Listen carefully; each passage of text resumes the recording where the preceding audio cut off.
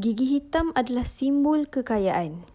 Bayangkan masuk dalam satu majlis bangsawan di Eropah pada abad ke-16, semua orang senyum. Tapi, kebanyakan daripada mereka giginya hitam. Sejarahnya begini, dulu gula dianggap satu barang yang mewah. Harganya sama mahal dengan rempah ratus dan intan permata. Jadi, gula dipanggil sebagai emas putih. Ia perlu diimport daripada ladang tebu di Caribbean atau Amerika Latin. Dan ia dikuasai oleh kolonial seperti Empire British.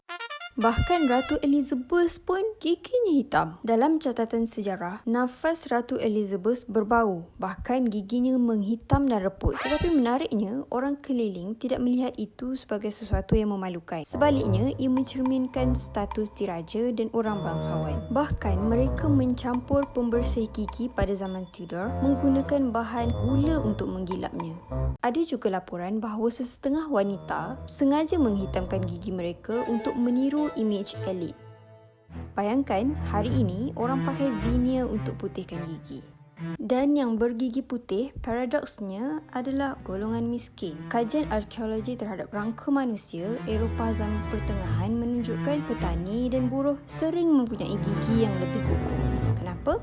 Kerana diet mereka rendah gula, lebih banyak bijirin dan makanan semula jadi. Bahkan sehingga akhir abad ke-18, harga gula masih dalam 15 hingga 20 pound, iaitu bersamaan dengan RM80 sehingga RM110 per kilogram.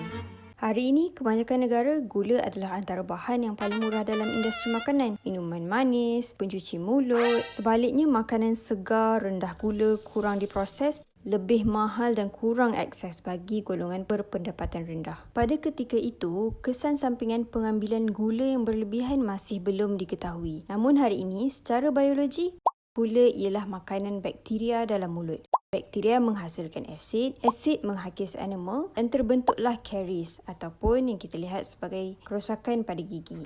Di negara Asia seperti Jepun, ada juga budaya bergigi hitam dipanggil sebagai ohaguro. Ia dipakai oleh wanita bangsawan dan samurai yang sudah berkahwin sebagai tanda kematangan dan kesetiaan. Campuran yang dipanggil kanemizu mengandungi besi yang dicampur dengan cuka dan tanin daripada teh atau tumbuhan. Ia menghasilkan lapisan hitam pada animal dan secara tidak langsung bertindak sebagai perlindungan tambahan terhadap kerosakan. Kesimpulannya, trend itu berbagai-bagai di setiap tempat dan zaman. Jadi, soalannya, adakah kita menilai sesuatu berdasarkan simbol atau berdasarkan ilmu dan prinsip? Kerana tak semua yang dibuat majoriti itu adalah betul.